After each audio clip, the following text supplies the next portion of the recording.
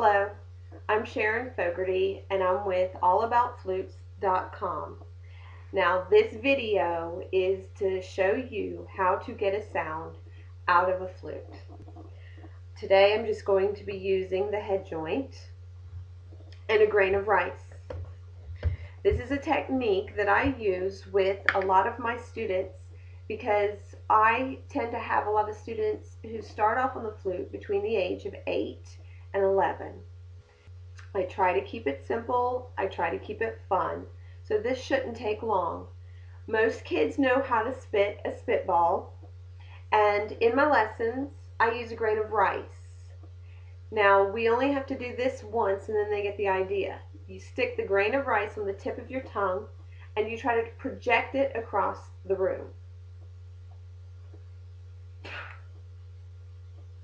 And then once you do that, if you hold what your lips are doing, if you freeze, then to me you've got a really good embouchure going.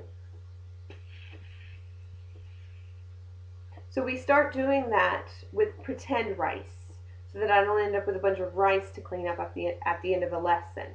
So you can pretend to throw the rice.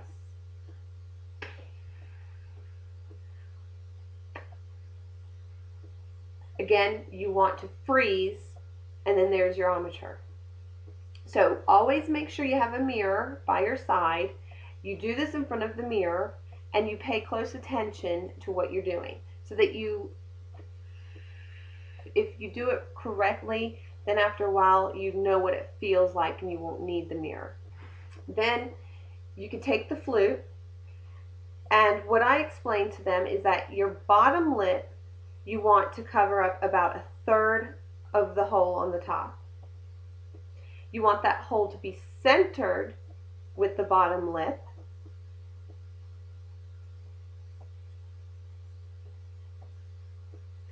Also, you want to make sure that the flute is not angled. If anything, this is the tendency, the droopy flute. So you want to understand that the flute, the head joint, has to stay straight and parallel to your bottom lip.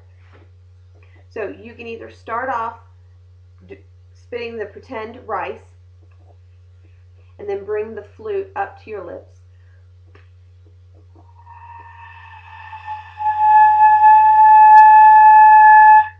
To find the perfect spot.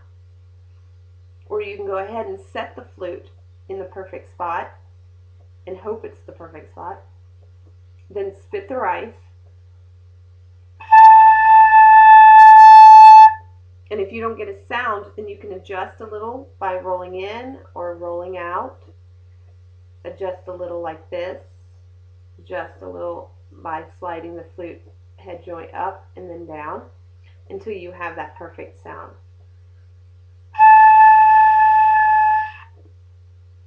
Now, if you're like me and you have a naturally crooked embouchure, then your sound is probably going to be a little bit more difficult, and you might find that your flute's not going to be perfectly centered and perfectly in the right place.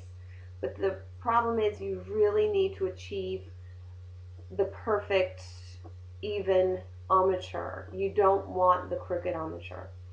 So you might have to spend a little bit more time in front of the mirror spitting those pretend spitballs.